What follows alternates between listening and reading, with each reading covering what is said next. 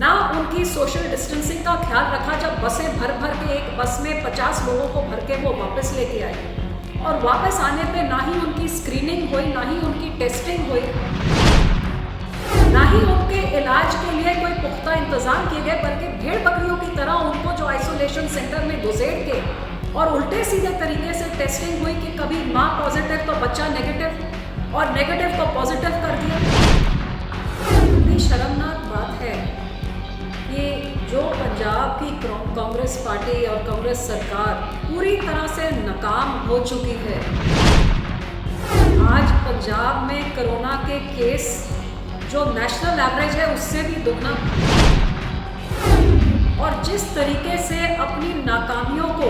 छुपाने के लिए आज कांग्रेस के बड़े बड़े नेता सिखों का नाम और सिखों की धार्मिक स्थानों को बदनाम करके अपनी नाकामियों को छुपाने की कोशिश कर रहे हैं, इससे मैं समझती हूँ कि और शेमफुल कोई चीज़ हो नहीं सकती। दिग्विजय सिंह जो कांग्रेस के सीनियर लीडर ही नहीं लेकिन राहुल गांधी के एडवाइजर कहलाते हैं, साबका मुख्यमंत्री मध्य प्रदेश के रह चुके हैं। आज जब उनका मैंने ट्वीट पढ़ा तो मुझे दुख ही नहीं लेकिन बहुत शर्म भी आई इस बात की कि जिस कौम को पिछले 1.5 महीने से दुनिया और देश में उनकी तारीफ करी जा रही है कि कैसे गुरुद्वारों के लंगरों से लाखों लोगों को हर रोज खाना खिलाया गया, इस लॉकडाउन के समय, इस तकलीफ के समय में गरीबों का ध्यान रखा गया, धूल भरी एम्बुलेंसेस भेज के गलत मरीज को घर से उठा के लाए, पहले घरों पे भेज दो फिर घरों से उठा के वापस लेके आए, जो उल्टे सीधे तरीके से सरकार ने अपनी नाकामी और फेलियर सब दुनिया के सामने, देश के सामने, पंजाब के सामने आए हैं। जो नई साजिश इन्होंने रची है, पता नहीं नई है कि पुरानी थी, कि पहले तो वाहवाही लूटने के लिए कि कहीं श्रोमणी अकाली दल को कोई क्रेडिट ना मिल जाए तो अपनी बसें यहाँ से भेजें। I am shocked and disgusted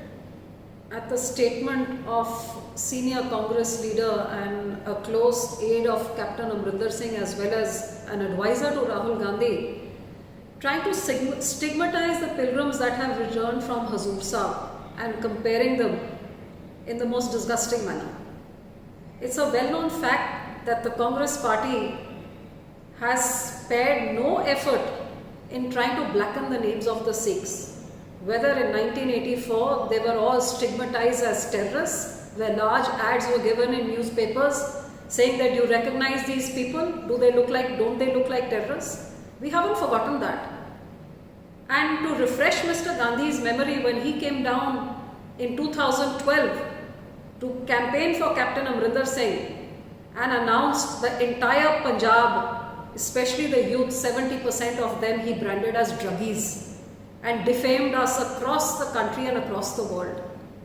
And today his advisor, on trying to hide the utter failure of their own Punjab CM, who failed to follow any of the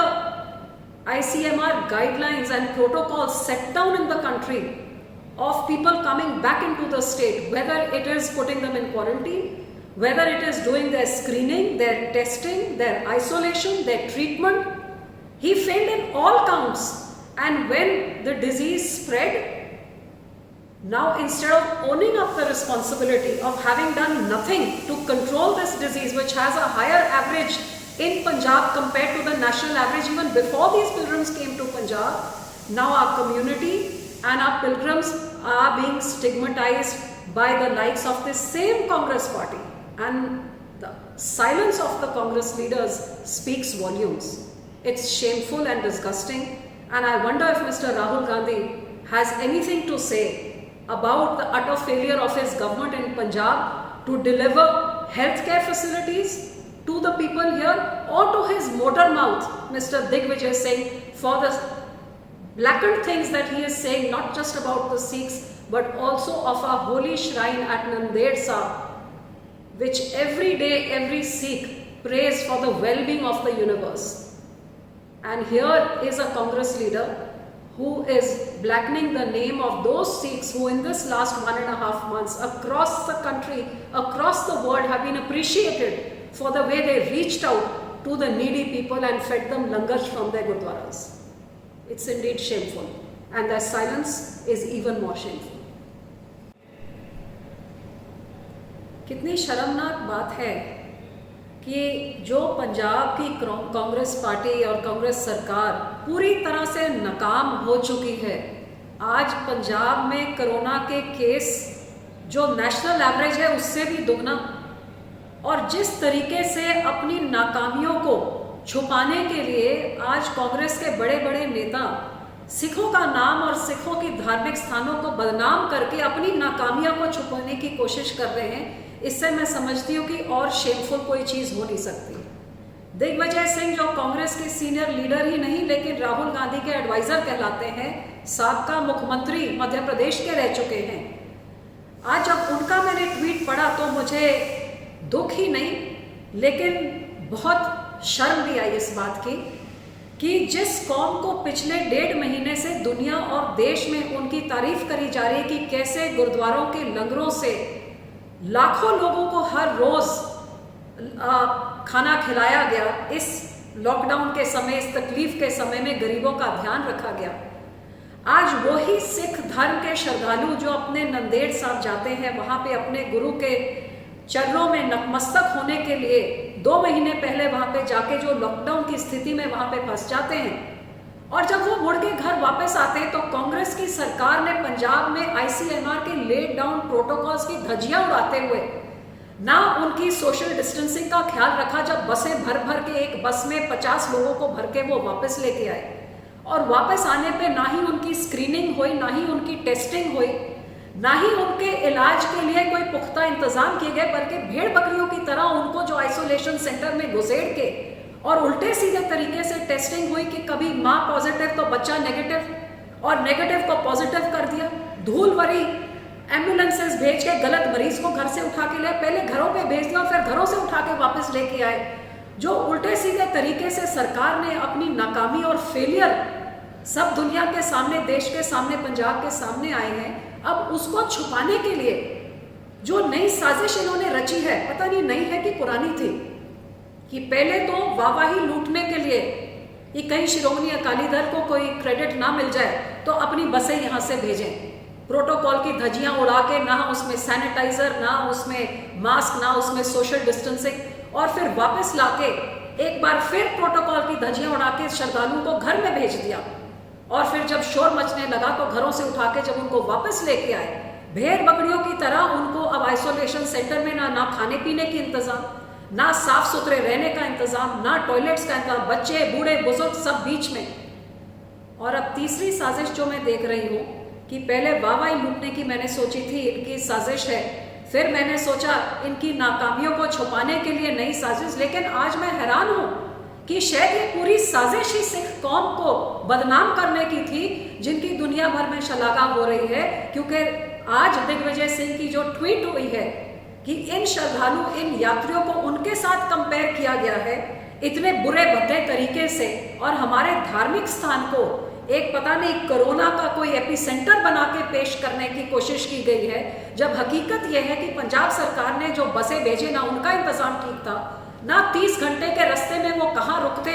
और कहाँ चाय पानी करते। कोई ड्राइवर 30 घंटे के लिए गाड़ी चला सकता है? कोई बच्चे और बूढ़े 30 घंटे के लिए बिना चाय पानी पिए या वॉशरूम गए कोई यात्रा पूरी कर सकता है? जो हॉट स्पॉट्स में, रेड स्पॉट्स में जाके जो बसें रुकी हैं, क्या इनका वो 80 बसों में आप 4000 लोगों को भर के लेके आए हो? उसमें से कितने माइग्रेंट लेबर हैं, कितने यात्री हैं, कौन कितने हैं, आज इस चीज़ की कुछ भी पता नहीं। लेकिन वापस आके आज ये सारे यात्रियों को और सिख कौम को एक ऐसे संदेशे में दिग्विजय सिंह करने की कोशिश कर रहे हैं जैसे हमारे हजूर साहब और हमारे महापावन स्थान में 2 महीने पहले गए यात्री वो कोई कोरोना फैलाने वाला कोई बॉम्ब बन के आए हैं, और पंजाब सरकार के मंत्री कह रहे हैं कि हमारे पंजाब की मेहनत को तहस नहस कर दिया। तहस नहस को पंजाब को आपने, कैप्टन साहब और आपके मंत्रियों ने किया है, जिन्होंने पैसे भेजे हुए से इंतजाम सही नहीं किए, जिन्होंने इन यात्रियों का टेस्ट किए बिना इनको घर भेज दिया और घर से फिर वापस लाके इनको भेड़ बकरियों की तरह जिस हालात में आपने रखा है। और आज हमारी एसजीपीसी कह रही है कि हमारे बहन भाई हमें दे दीजिए, हम इनका इंतजाम भी कर लेंगे, खिला पिला भी देंगे, इलाज भी करा लेंगे। लेकिन आपकी जो खोखली और नीची स्तर की सियासत है, उस सियासत को अब वो इनको ये भी नहीं कर सकते और हमारी मांग भी नहीं पूरी कर सकते। सो मैं कहती हूँ कि दिग्विजय सिंह की जो शर्मनाक शब्दावली उन्होंने अपने ट्विटर के साथ द्वारा यूज करी है, जिसका खंडन ना ही कैप्टन साहब ने किया है और ना ही राहुल गांधी ने। जिस गांधी परिवार ने 84 में सिख कौम को आतंकवाद का कलंक उनके सिर पे मला, उसके बाद 2012 में इसी राहुल गांधी ने पूरे पंजाब को नशेड़ी कह के हमारी नौजवान पीढ़ी को दुनिया भर में बदनाम किया। आज उन्हीं के एडवाइजर दिग्विजय सिंह जब इन श्रद्धालुओं को और हमारे धार्मिक स्थानों पे कलंक मलते हैं, तो यही कांग्रेस और राहुल गांधी चुप्पी धारी बैठे हैं और दिग्विजय सिंह जैसे लोगों के खिलाफ एक शब्द नहीं बोलते हैं और एक्शन नहीं लेते हैं। इससे और शर्मनाक चीज क्या हो सकती है, जो कांग्रेस की एंटी सिख मेंटेलिटी एक बार फिर बेनकाब करती है। और जैसे हमारे धार्मिक स्थानों पे अटैक किया गया था टैंकों तोपों के साथ, आज शब्दों के साथ उसी तरह हमारे धार्मिक स्थानों के ऊपर इनके एडवाइजरों से अटैक एक बार फिर कांग्रेसी की तरफ से किया जा रहा है। साडा हर एक प्रोग्राम देखण ते साडे नाल जुड़न लई सबसक्राइब करो चैनल पंजाबी ते नोटिफिकेशन लई बेल आइकन वाले बटन ते क्लिक करो।